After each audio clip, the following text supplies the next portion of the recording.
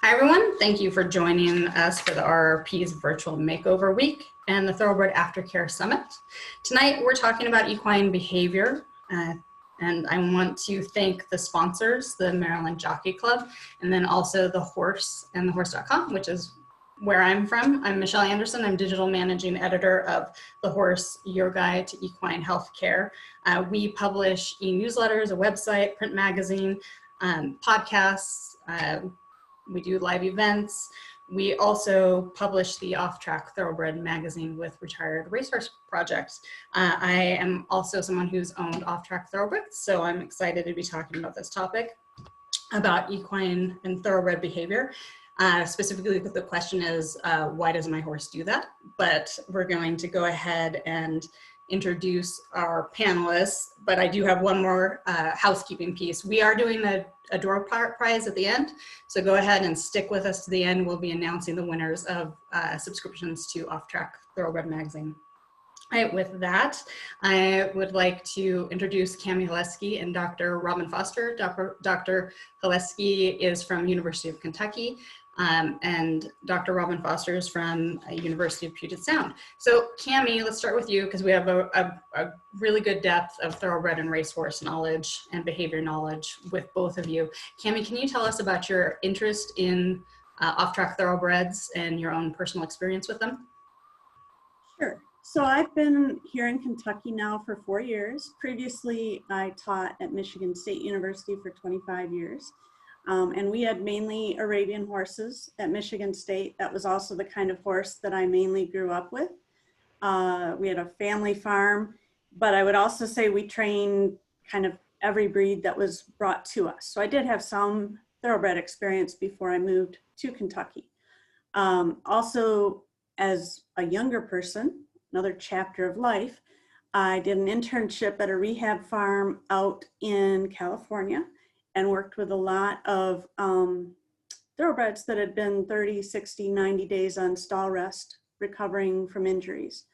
And then also when I was at Michigan State, we had 6 years where we did racing Arabians. So I had a chance to get an exercise rider license, get an assistant trainer license, and do a lot of that kind of work.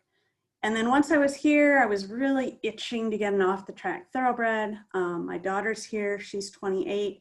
And so a year and a half ago, we went ahead and adopted a horse through New Vocations, a More Than Ready son, and he's been totally amazing. So my interest was always there for thoroughbreds, but it's had a chance to increase these last couple of years. And then can you tell us about your background in equine behavior, not just specifically to racehorses, but to horses in general? Sure. So from 2000 to 2004, I worked on my PhD with an emphasis in horse behavior and welfare.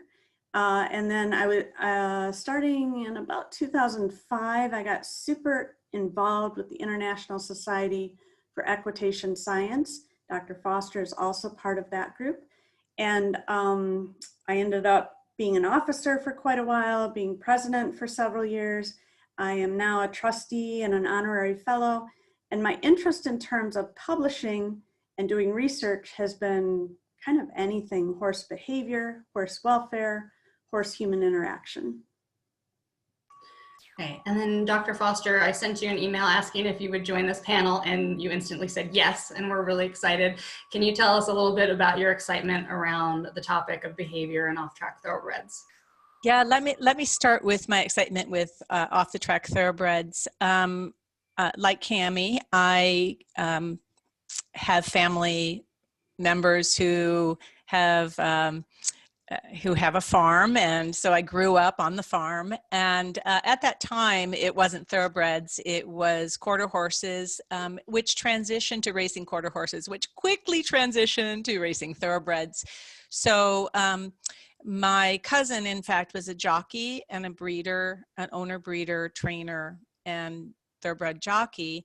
And so I got into owner breeder position through that family connection for several years. I don't currently own any racing thoroughbreds, but I have OTTBs.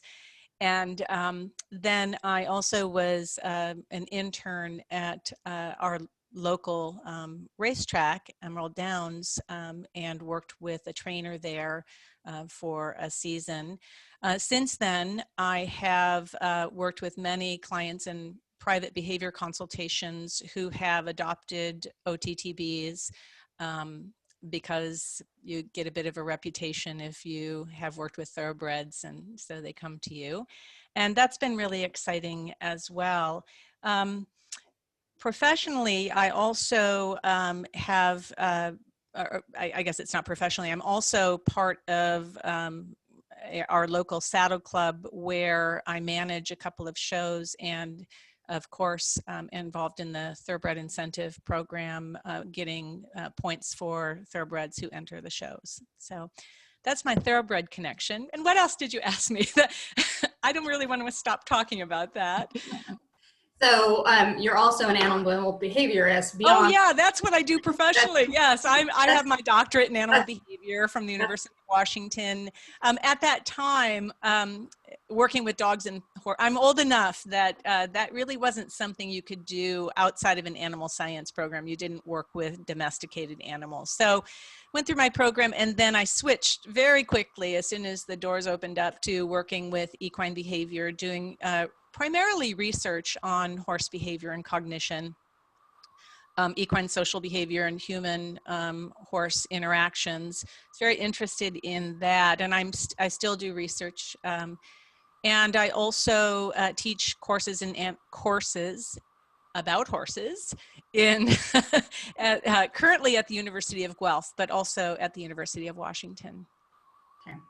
So obviously there's a bias on this panel that is very pro thoroughbred. So I wanted to ask you both, because you've worked with other breeds as well, when we're talking about behavior in thoroughbreds, what is special about them? What might make them different?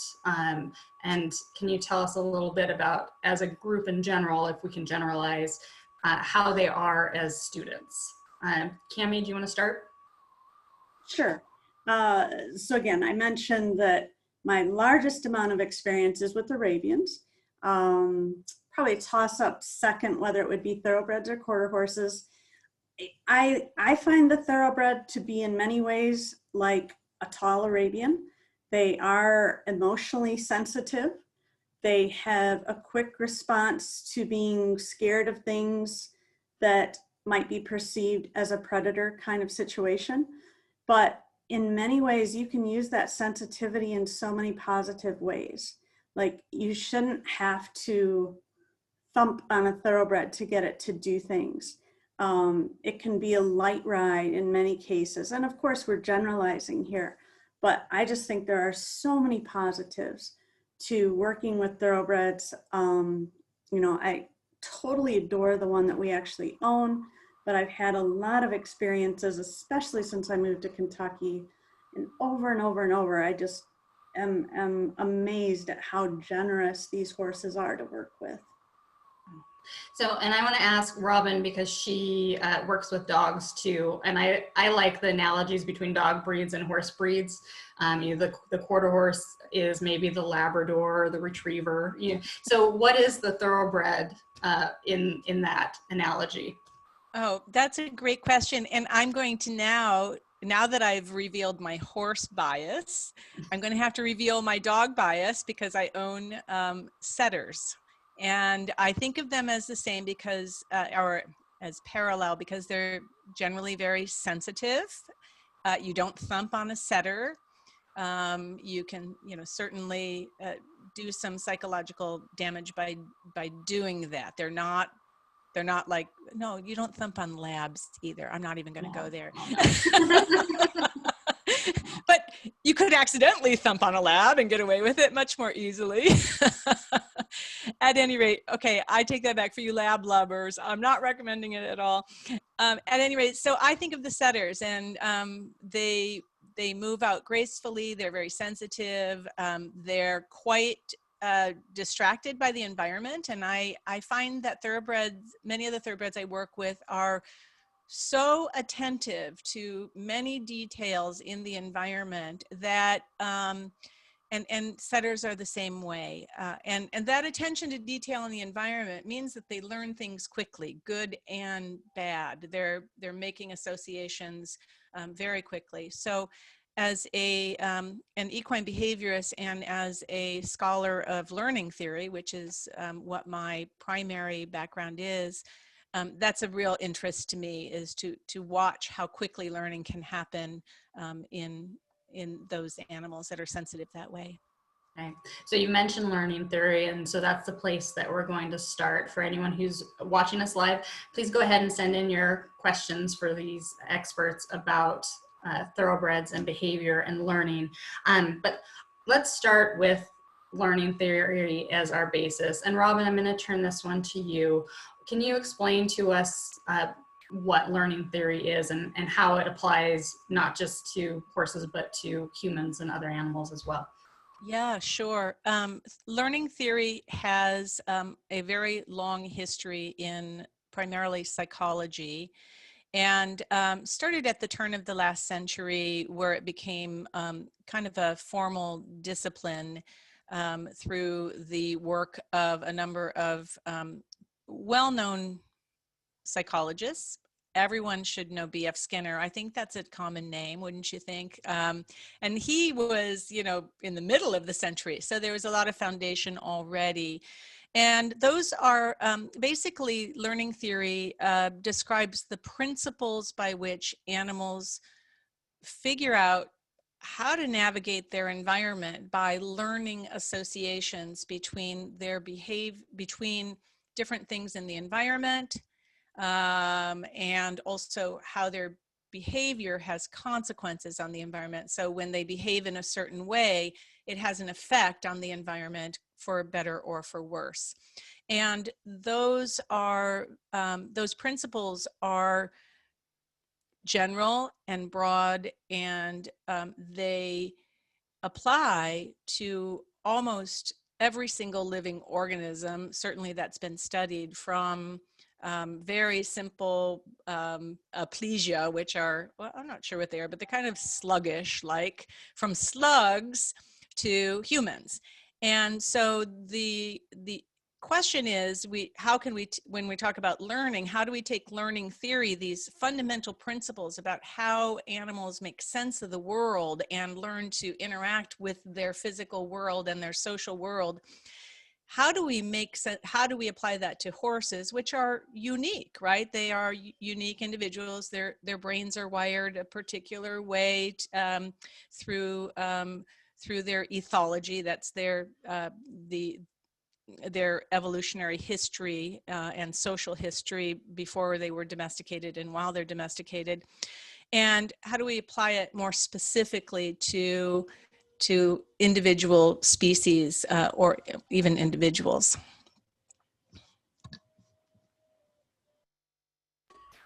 So the cornerstone, I mean, we could do a whole semester or a whole PhD, right, on learning theory in horses. But to bring this to the horse owners level, Cami, can you talk about positive reinforcement and negative reinforcement, and how that's part of learning theory and how we use that in interacting with our horses? And then for our audience, we're going to get to punishment as well, which is different, but we're going to start with positive and negative reinforcement. So Cami. Okay, so I'll try to distill this into a much smaller conversation than what I would if I was teaching it to my students. If you start with reinforcement being something that increases the frequency of a behavior, and punishment being something that decreases the frequency of a behavior, that can help us get on a level playing field. And then in terms of the reinforcements, like when we talk about positive reinforcement, that might be a food treat, it might be scratching an animal somewhere they like scratching a forehead of a foal, scratching the withers of an adult horse, possibly if they've been conditioned to like kind words, it could be something like that. So if you have a horse that's a little tricky to catch, and every time you catch them, they get a little food treat, that positive reinforcement, the vast majority of time, increases the frequency of that behavior. And that's one of my big soapbox things, is in this horse industry, we don't use positive reinforcement enough. Negative reinforcement is what we mainly do for traditional training. You squeeze your legs when you're riding the horse moves forward, you release that pressure, voila, that's negative reinforcement. And the horse is very good at understanding negative reinforcement in training. You can, if your timing is good, they learn so very quickly. Whoops, you're mute. Sorry, I knew I was going to do that at least once. We've had a question come in from the live audience that I think, let's talk about punishment really quickly. Robin, if you want to take that one, Dr. Foster. And then I think we have a nice follow-up question to the overview of learning theory from the live audience. So Robin, we hear the negative reinforcement, and then you hear punishment. Punishment is a negative. Are those two related? No, the negative doesn't refer to punishment. Means, you know, something unpleasant happens as a consequence of the horse's behavior. So the horse does something and then it's followed by something quite unpleasant, and so won't do that again, right? That's punishment. So we're trying to decrease the frequency of that unwanted behavior when punishment is applied. So that example infers that we're training, because it infers that the human is applying punishment. Punishment happens to animals and people in their everyday life. It's just, again, a general principle. But I do want to talk a little bit about punishment and why it's so common. And this is not only true with horses, but it is perhaps especially true with horses, is that when horses do something that is unwanted, maybe it's unsafe, maybe it goes, you know, it's not a behavior that we're looking for, it's annoying, they're mugging the pocket, it draws our attention. And I can't tell you how many people will just say, I just want to stop that behavior, I just want it to stop. And if that's the mindset, and of course that's what got our attention, right, was that behavior that we didn't want. If we want to decrease the behavior we don't want, you punish it. But there are better alternatives than that, because punishment itself does not then provide any alternative for the horse, right? The horse is, well, then, you know, what is the horse going to do? So it's really important to focus more on the behaviors that you do want the horse to do, and make sure you reinforce them whatever way, whether you're using a pressure release negative reinforcement or a positive reinforcement. Certainly those two are both possible, and there might be better opportunities for doing one or the other. But punishment is very limited in its effectiveness. The other problem with punishment is that in the moment, it usually is pretty effective. And so we're all kind of like, see, it worked, right? You know, you kind of wave the stick, the horse backs away, and you know, the horse got too close, you wave the stick, they back away. That's punishment for approaching too closely. Horse approaches closely, that's behavior, don't like this, I'm going to wave the stick, the horse back, or the whip. And so the person says, see how effective that was. But there are two problems with that. The horse doesn't have then an alternative for what to do. And the second is, I would put my money on the fact that that horse will approach again the next time. It's very short-term effect in many cases.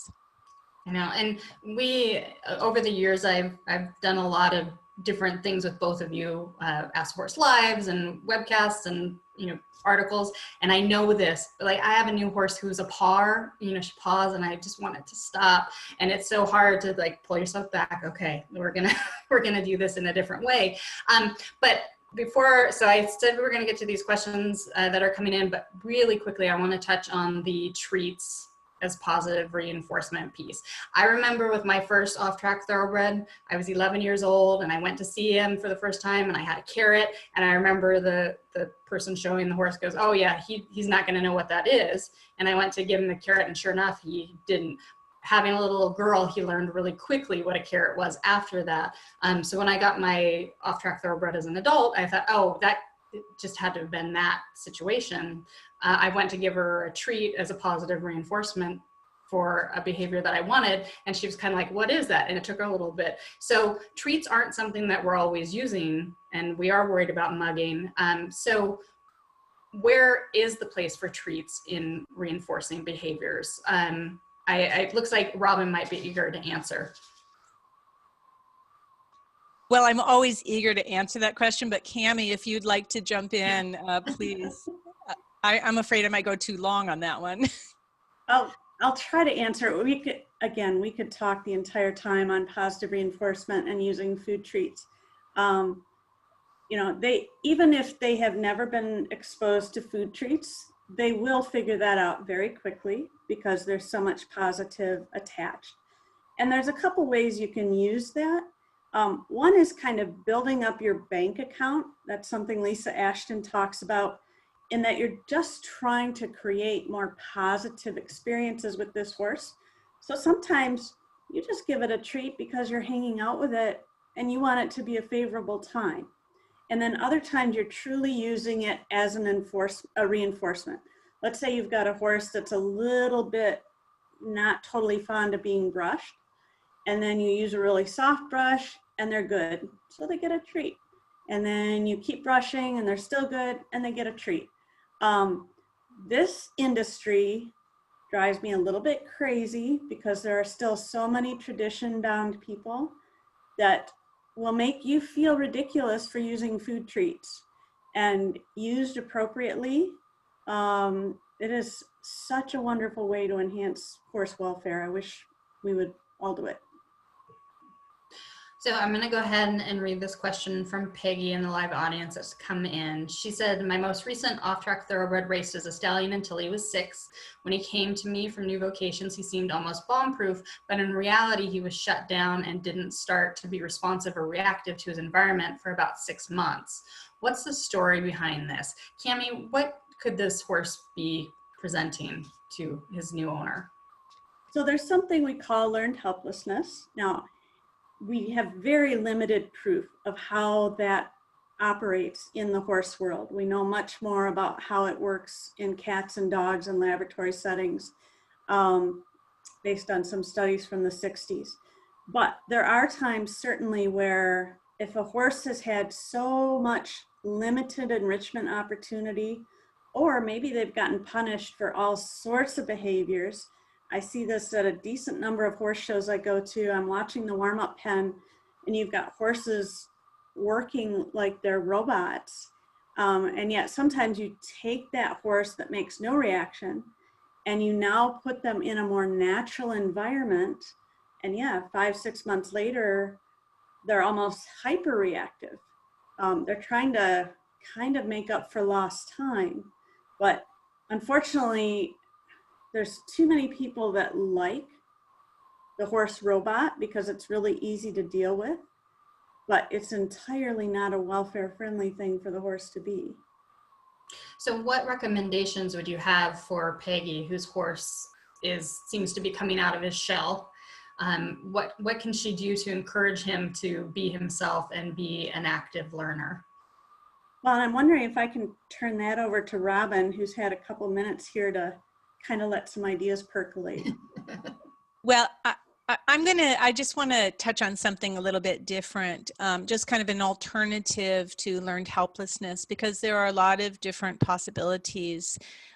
For an off-the-track thoroughbred, it is possible that the early rearing, training, and the environment at the track was allowed very narrow exposure to different situations. It's fairly regimented, fairly predictable, fairly limited. Now, again, I don't want to go down that road. Every horse is different, but it's true. Not every horse has that experience, but some of them do have a more narrow set of experiences. So what can happen is that when they move out of that environment, they're not particularly experienced in the new environment or resilient perhaps to what's going on in that environment, which is a very different phenomena than learned helplessness, which is what Cami described. So more than one possible reason that you might see that kind of anxiety and, very different, not bomb-proof behavior anymore in a thoroughbred. But I do want to emphasize that many of them do not have that kind of issue when they are adopted into their new home or in transition, but some might. Okay, Michelle, you'll have to ask me the question again without muting. Off mute. Thanks. I was so eager to answer or to ask the question. So what can Peggy do to help as he becomes an active learner in his new environment? Yeah, perfect. That's so exposure, very low level, gradual increasing exposure to the new environment, and so that he can become calm, become familiar with it, it becomes predictable for him in terms of, knowing all the features of that environment or that training or the situation that he's in, finding himself in now, the new horses that he is exposed to and socializing with perhaps. But making sure to stay patient and give him time to learn about it and how to carry himself and engage with that new environment. Patience can't be overstated in that kind of situation, and not asking for too much. If she starts to see the anxiety, I would just back off a little bit and then maybe move it forward more gradually. Yeah, I think it's interesting she used the word bomb-proof, and I would say that my experience with the off-track thoroughbred is that there are things that a horse that hasn't been at the track gets exposed to, and one of my other horses would be very upset about, like, the motorcycle going down the road next to my paddocks, but my off-track thoroughbred, it wasn't such a big deal. And when you think about, she was at the track, and the track she was at was right near a road with vehicles going by all the time. Are there certain things that these horses are exposed to, or things that they are going to know that might surprise their new owners as they've been purchased or adopted off the track? Cami, do you want to jump in on that one? Sure. And it's such a wide-ranging question. On the one hand, these young thoroughbreds in many regards have had far more exposure and far more experiences. If I were to adopt a 3-year-old of another breed, most of the time they would not have had anywhere near the number of experiences that this 3-year-old thoroughbred has had. So like when we adopted our horse, that wasn't even chronologically 3 yet, we didn't know much about his background, so we kept acting like, all right, we're gonna pretend you don't know how to do this. And then within 10 minutes, it's like, oh, he totally knows how to do that. Oh, he totally knows how to do that. And it happened over and over and over. So they are way more well exposed on average than another horse of another breed at the same age. And I think that's a huge selling point to adopting these horses. So we have a question that's come in from Facebook, because we're on Facebook Live right now. Lisa wants to know if you have any advice on how to help an individual horse relearn the proper way to do something after a bad experience. So Dr. Foster, do you want to touch on that? Wow. That's a very complicated question, and I don't want to, and I will answer it, but it might require some behavioral rehab. It depends a lot on if we're talking about a traumatic experience. So there's a one-time trauma that has caused a pretty big change in the horse's emotional and behavioral state. Or if the bad experience is a chronic, repetitive experience that it had under, a certain management practice. And those are going to result in very different, different approaches to mitigating the problem. Usually, is there any more information that came in on that question? No, maybe Lisa can follow up if there's a specific challenge that she's facing. Yeah, so a behavioral rehabilitation program is usually required. We are talking about rehabilitation for behavior modification, and what we normally recommend in that case is to identify what the circumstances are for the problem behavior, and don't go there. That's kind of like, okay, at first, we're just not going to go there. We don't want this horse to be traumatized. That's not how we're going to introduce that situation again. Let's say it's trailer loading. I'm just going to throw that out there because that's a really common problem in general that we see. So don't load at first. And especially trailer loading, which could have, many, many different causes. Is it the ramp? Is it the narrowness of the trailer? Is it the darkness of the trailer? We don't know exactly what it is that the horse is reacting to typically.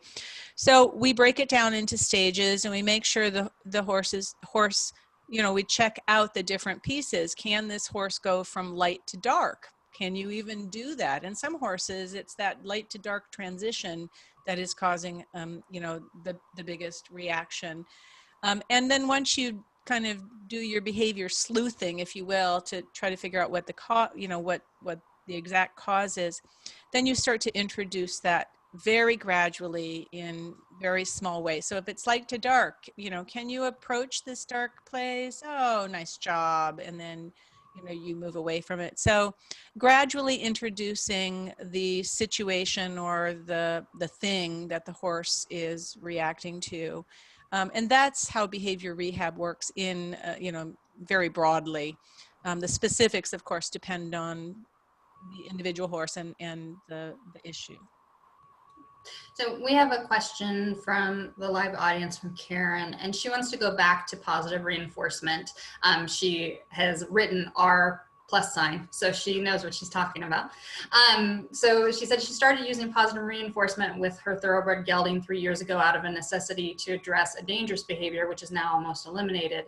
She says, I feel like I'm defending my choice of how to work with this particular horse, which was the only viable method in my view, and liken it to training zoo animals. What suggestions do you have for responding to or coaching people who openly criticize or may have to interact with the horse when I'm not there? So Dr. Holesky, let's start with you, because that is a challenge when you have these, they're not as novel as they once were, but it is a different way to interact with horses than some people might be used to. And I don't know if I still have an amazing answer to that. I still feel like I am almost on a weekly basis interacting with somebody where I am explaining the value of positive reinforcements and how it can help horses learn certain things faster, how oftentimes they will retain something better. Certainly we've made a lot more progress with it in the dog world than the horse world. I know sometimes even, well, I would say most of the time now when I interact with my farrier or my veterinarian and I say the first time they come out, it's like, hey, will you first just go in the stall and hand the horse a couple of treats? I want the horse to create a favorable interaction with you. It used to be a lot of eye rolling when I would ask for that. And I do find as people get more used to that idea, they're better and more accepting. But even somebody that teaches this every single semester still struggles to get tradition-based trainers to be okay with it. Yeah. Dr. Foster, do you have any responses on that? How you help educate people in a way that engages them? Well, I try to do two things. One is, but first I want to make a comment, just an add-on to Cammie. I have worked with so many thoroughbred trainers who do use treats, right? That, come with the pocket full of mints, and, they are using, maybe not as systematically as a positive reinforcement trainer who's actually using it in a very structured way to reinforce specific behaviors. So, but regardless, so It is not an industry-wide problem, but when it is a problem, it creates some real conflict because the attitudes toward treats can be very closed. And for someone who's using positive reinforcement and trying to use that effectively, it can be very frustrating. So what I often will try to do, there are two forks to it. One is I will work with the horse to develop some resilience for traditional handling. So if the horse is stressed out about restraint, we're going to go through some lessons on how to not just tolerate restraint, but feel pretty good about it. I will train the horse using positive reinforcement to be comfortable with more traditional handling. And that's on me as the trainer or the consultant. For the other people around, I try to get a feel for what they're willing to do. Will they put treats in a bowl? And so, okay, you don't want to hand feed this horse. That's okay. Maybe you shouldn't. But will you walk by and just throw some, grains in a bowl in front of the horse? And if they're willing to do that, that's, I feel like, a big step in the right direction toward using more positive approaches. And I do find more people are willing, even if they're resistant in general to the hand feeding and the positive reinforcement, there are some things they will do and are willing to do in that direction. And so we've talked about treats for positive reinforcement. Dr. Holesky, are there other things that you can do, like if you don't have that treat in your pocket and you want to reinforce a behavior? Is there another way to do that? Yeah, especially if you've spent some time with that horse and you've figured out where that horse's favorite spot to be scratched is. We have some pretty good studies that show if you scratch vigorously on their wither, it's a lot like mutual grooming. It will actually drop their heart rate to some degree. And a lot of horses will really have a craving for that. So especially like when you're riding, that can be a way that you can do a positive reinforcement without having to stop and give them a treat. Definitely with foals, they love to have, almost always love to have their forehead or the underside of their neck scratched and scratched. So we oftentimes, when I was at Michigan State and we'd be halter training the babies that were still at the side of the mare, because they're still drinking milk, they're not very motivated for food treats. So the scratching was way more of a positive reinforcement than any sort of food treat. So we have a question from the live audience. Kate says that many OTTBs don't know how to cross tie. How do you safely teach a horse to cross tie? So how can we use what we've learned about learning theory to help the horse learn how to cross tie? Dr. Holesky, do you want to take that one? I can start, and then if Dr. Foster wants to add in. One thing I do with any new horse, doesn't matter what breed, I never assume that they know how to cross tie or straight tie. I always assume that they don't. And so when I'm first tying them, either a straight tie or a cross tie, I have somewhere on that rope or that snap a piece of binder twine. So if that horse gets panicky, it's going to break. I would far rather the horse break a binder twine than end up drastically hurting themselves as they're in a panic situation. And that took me a while to wrap my head around because it's not how I was raised. I was raised very much, you tie horses to a solid thing with a solid rope and a solid snap so that they never learn to break things. But in the heat of the moment, if a horse is panicked, we've kind of thrown learning out the window, and what we don't want is an injured horse. When I'm teaching them to cross tie, I only do one side at a time because to the horse, pressure on the side of the face is totally different than pressure on the bottom. And that's a really hard thing for a human to grasp. Those are completely different skills in the mind of a horse. And then Dr. Foster, from your time as a thoroughbred racehorse owner, is it likely that she mentioned that off-track thoroughbred might not know how to cross tie? Is it likely that they would know how to straight tie? Yeah, most of the thoroughbreds that are at the track when they're being groomed, and they are groomed every day, at least once a day, right? They're regularly groomed. Most of them are tied. So when the groom goes into the stall, into the box to groom them, they're tied up to usually some hook, or I'm not saying it right, a ring at the front of the stall. So most of them have experience being straight tied. There are occasionally horses that are difficult and can't be straight tied, and everybody knows it. And so exceptions are made for those horses, but it is an unusual horse that doesn't straight tie. There are no cross ties at the track, so it's not surprising, or at any track that I've worked at anyways.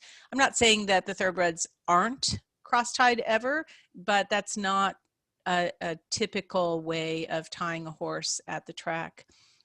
So the cross ties, they would be less experienced with that, and like Dr. Holesky said, you know, the change in the pressure to the sides of the face is going to be very different. I might approach it a little bit differently depending on how severe the problem was. I do think the breakaway is important, but I also would approach it with training the horse to yield to that tension. And I often, when I do that, what I'll often do is manually hold, like actually take a lead rope and tie it and then loop it through so that I can control and release the pressure. So when the horse moves, there's a little bit of a yield and then stops, and then I can release it again. So it is a training exercise in that case. So, and that would be using then negative reinforcement because you're adding pressure that the horse is yielding to. Yeah, and that would be, I would actually use negative reinforcement in that situation, because yielding, well, I could also use positive reinforcement instead, but typically the horse is increasing the pressure, so it is a release of pressure that they'd be seeking, and you teach them how to do that. And a good way to do that is to actually release the pressure with negative reinforcement. Yes. Okay. So we have a question from Facebook from Stephanie, and it gets to the topic of our discussion, which is, why does my horse do that? So she's asking if you should interrupt a horse that's weaving or not. And so we haven't talked about stereotypic behaviors, which weaving is. So why don't we start there? Dr. Holesky, can you explain briefly what a stereotypic behavior is and why that term might be better than using the term vice to describe those? And once again, we've hit an area that normally is a huge 1 to 2 hour lecture all by itself. A stereotypic behavior like an oral stereotypy such as cribbing, or a locomotor stereotypy such as weaving, we much prefer these terms over stable vices, even though that is still stuck in a lot of the old books and so forth, because the stable vice implies that we're sort of blaming the animal. And normally this has come up as some sort of a coping mechanism. And again, it's hard to keep this short enough to fit into this constraint. Cribbers, as an example, are very, very hard to get them to ever stop that behavior once they become a cribber. Weavers, it seems to be a little more fluid. And if, for example, your off the track thoroughbred tends to weave or stall walk in a stall, they might end up being okay out in a pasture, especially after a little while, fair bit of pasture, some other horses with them. Whereas cribbing, if they're a diehard cribber, they're probably even out on pasture with buddies, still gonna find a spot to crib. So that's a super insanely short answer. So then Stephanie's asking for a weaver, because sometimes as weavers, then they'll take it to the cross ties, or it can follow them to other spots. Is that something that you interrupt? How do you manage a weaver?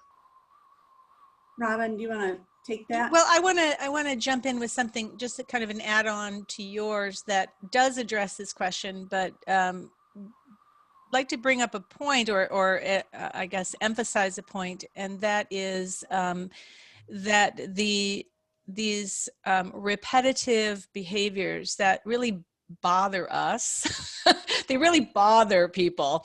They are very soothing for the horses. So if you look at what's going on when the horse is engaging in the repetitive behavior, whether it's weaving or cribbing or one of the other stereotypies, there is biochemically a very soothing response. So when you prevent them from engaging in that stereotypic behavior, you're also shutting down their way of coping with the stressors of the moment. So it is difficult. We know that weaving can, over a long period of time, can actually have some impact on the horse's orthopedic well-being. That's a veterinary issue. So, it's important to go in and try to mitigate those and minimize the expression of the stereotypic behavior. And I know Dr. Holesky I was just reading your paper today on cribbing, so it's a great paper, by the way. So, but that makes me want to say, it depends. Is there something you're doing where the weaving is just bugging you, or is it something you're doing where the weaving is kind of interfering with your doing something else with this horse that's important? And if it's just bugging you, I would actually say, no, don't stop it. Oops, you're muted. I did it again. So we have a question from Samantha in the live audience. She says that there's an off-track thoroughbred at her barn, and she's an advanced rider and is supposed to be leasing this horse. However, the mare tends to bite and kick when she goes to catch her. How can she use reinforcement to safely catch her? Let's go Dr. Foster on that one. So one of my very favorite things to do, this is slightly off topic, but I train horses to approach basically a dog recall, right? I train the horses to approach the handler and voluntarily. It can get you out of enormous amounts of trouble if the horse, for example, is maybe turned out with other horses. That horse leaves the horses, leaves the manger, and so the person can be safe from possible interactions among horses. And of course, if you're in a situation where you have multiple horses turned out, you don't want to be stepping in between that horses if they've got some business to take care of with each other. And that has to be done with positive reinforcement. And I know this is if you're a positive reinforcement trainer, you're probably going to hate that I say this, but I still say it. I say, I'll pay you to come to me. I'll pay you. I'll make it worth your while. And so you can't, the horse is not going to walk across the entire field the first time. So you're kind of close the first time, but if they take some steps to you, I'll pay you for that. That's good. So there is an incentive for the horse to approach the person in a calm way. And also, if you're using positive reinforcement, generally the horse is not going to combine that with aggression. Now, there are always exceptions, but aggression is usually something that's more associated with kind of an unpleasant situation.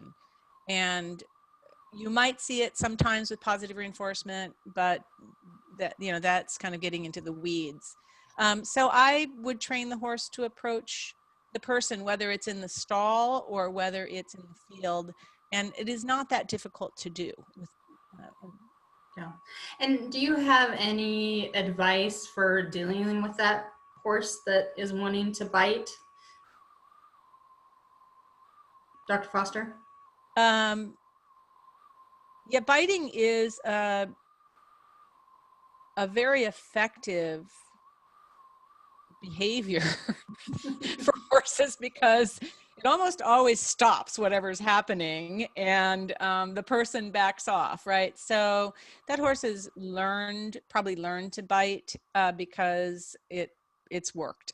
And so, so the question is, why is that horse reaching out to bite? What is it about that situation that's unpleasant, or the horse is being defensive? It's hard to know. Is it being defensive, or is it, an unpleasant task that they're going to do? So it requires a little bit of analysis, but that's a situation that I would turn it on its head and make it pleasant, and see if the biting doesn't sort of reduce or diminish. There are certainly some cases where biting can seem to come out of nowhere, and that really requires a close analysis, and I would recommend going to somebody who does that professionally, because it's a serious behavior problem, or it can be, and it can result in injury. We have a question from Anita, and she said she's getting back a 2017 gelding that adopters say panics when approached with a saddle, etc. She says she feels like they taught the horse to be afraid and that he's a sensitive horse. Her question is, do I look for triggers?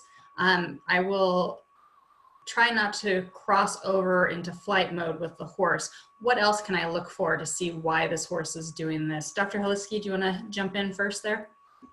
And obviously, there's a few of these questions that if we had a video clip and could see the animal's entire body language, it would obviously make it a lot easier.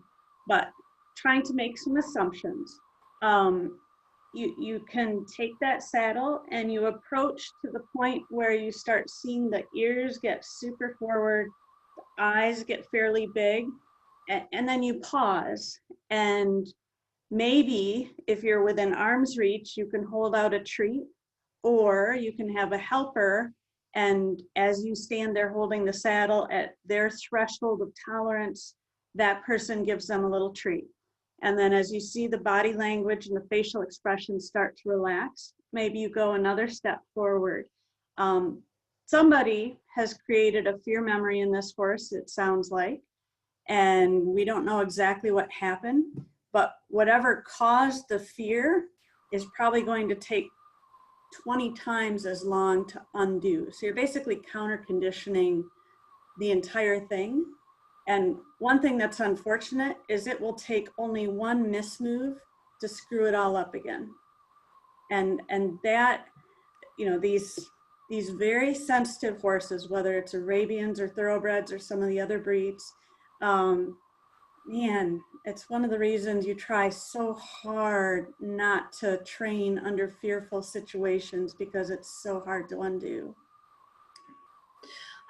We have a question from Tally, and we are running towards the end of our hour. But Tally wants to know, when using treats for positive reinforcement, how do you deal with a horse who gets overly greedy or nippy for the treats? Also, how does one transition from using treats to another type of reward? For example, when you're riding later and can't necessarily get them a treat really quick. Dr. Foster, do you want to take that one? Yeah, let me start with the first part. Positive reinforcement seems so straightforward. The horse does this, you give him a treat, whatever. It can't be that complicated, but it is. It's just like any kind of training. There is, it's about timing and frequency, and so what can happen. The nippy part. I'm going to offer two suggestions. One is, some horses, when you start positive reinforcement, they don't have a clue what you're doing. Like, they don't know, right? What are you doing? There's a treat in your hand. What do you want? I don't know. Just like any beginning of training, the horse doesn't have a clue what's going on.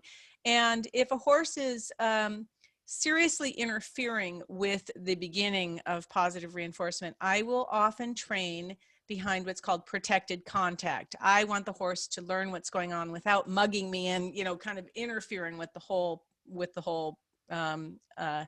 training approach or paradigm. So all that means with horses is I might start behind a stall gate. so that the horse, target training is often the beginning of positive reinforcement training. It might not be what's going on here, but it is a common beginning. Hold a target out, horse touches the target with their nose, they get a treat. Hold the target out, horse touches the target. You can do that behind a stall gate so that the horse, if it tries to mug, and it's going to be really ineffective and you don't have to do anything. The second part of that was you can use a pan. You don't have to hand feed. And there is a phenomena where many horses will, I'm going to actually say three things, will approach the cue, the person, because the person is associated with delivering the treats, or they'll approach the hand. And so in some situations, horses will, and other animals will follow the cue that predicts the treat. So in those horses, there's a lot more mugging and nipping going on of the body if you're hand feeding. And so if a horse has that, and that's called sign tracking, there's actually an official word for that, you change where the delivery site is so that the treat or the food does not come directly from the human's body. It's always in the pan on the ground. And you can mitigate the pushiness and the nippiness that way. And the third thing I was going to say was about the timing that I mentioned. Very often when we see horses get too pushy, they're a little bit frustrated, and that frustration can bring on pushiness and aggression. And it's often because the treat delivery is too slow. It's too slow. You got to start out pretty fast, kind of rapid fire treat delivery while the horse is learning, and then you can kind of slow it down a little bit as they start to learn what the expectations are and that the treat is going to be, or the food is going to be reliable. So those are the three pieces to that. Yeah. So is that a horse that might be a candidate for using a clicker to associate, or is that getting too complicated? The evidence is that a clicker is okay if you're good at it, if you're practiced at it, but you don't need a clicker. Yeah. Okay. You can just use the positive reinforcement and it accomplishes the same goal. And so many people are really bad with the clicker. That makes you feel better about not feeling very accomplished with the clicker. You fail the clicker test, right? Yeah. But I tell you what, if I get a clicker out for the horses, my dogs are right there. So they want to play. So we are coming towards the end of our hour, but we do have a question from Kate, who wants to know what recommendations do you have for advanced horse behavior and cognitive learning resources. I want to pitch The Horse and thehorse.com. We publish a lot of behavior content. We have a monthly behavior newsletter. Go to thehorse.com. You can click on newsletters and sign up for that. But Dr. Holesky, what recommendations do you have? It looks like you have some that you've sent me here privately. Yeah, I was just going to mention, we have talked a fair bit this session about positive reinforcement, and there's a fair bit of work online that you can get. Some of it is free resources, some of it is for pay, but a person that Robin and I both work with, Shauna Karash, I don't know if I'm pronouncing her last name correctly, but she used to train marine mammals. She has taken all those ideas into training horses, and she has some really good, clear material on helping you understand a lot of what we've just been talking about. Certainly, I'm a big fan of International Society for Equitation Science, especially anybody that's kind of looking for the scientific angle to this, or wanting to look at some of the position statements on some of these topics. There are a couple books out there by Paul McGreevy and Andrew McLean on equitation science, and those are really nice. If you actually want to become a student of learning theory, it's a great resource to go to those equitation science books and just kind of read the oh, there we go. Awesome, Robin, thanks. So that was my, again, quick answer. Okay. And Dr. Foster, do you have any additional recommendations? Not specifically. I think Dr. Holesky really tapped into it. I'm a big fan of Shauna Karish as well, and I have just chatted with her recently about some of this, but there are other equine clicker trainers. Alexandra Kurland is a clicker trainer. She is with the Karen Pryor Academy, which is much more involved with dog training, but dabbles a bit in horse training. So it is one resource, though, if people are interested. That's would really be a pure positive reinforcement clicker training approach.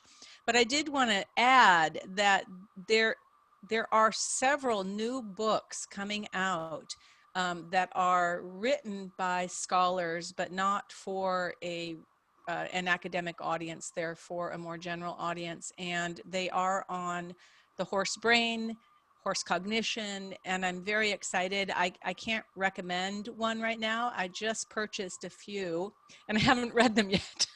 So I don't want to recommend anything before I read it, but they're certainly written by people who should know what they're talking about. And so some new literature coming out that will be available. And the horse cognition, I actually do research on equine cognition and learning and cognition. And my current research project is on judgment bias. And that's the glass half full, glass half empty perspective on life. And so it's been really fun watching horses who have either glass half full or glass half empty, and watching their behavior in those contexts. So there is a lot in equine cognition that I hope becomes more available for everyone to read about, whether it's just for entertainment or has some practical purpose. Well, we are at the end of our hour. I want to thank both of you so much. I still myself feel like a baby in this this area, but what I've learned from you guys and your colleagues, I was able to use with my off-track thoroughbred, and it really made a huge difference for her in things like learning how to be sprayed with a spray bottle, because she didn't really like that. You know, there were certain things that she was like meh about, and once she was engaged in the learning process, she really seemed to enjoy the interactions. And so thank you for the help. I hope the audience can take some of those things away too. So I'm going to go ahead now and go to our next slide here, because we have our door prizes. So our winners are Susanna Deeds, Tamara Shaw, and Linda Frost. So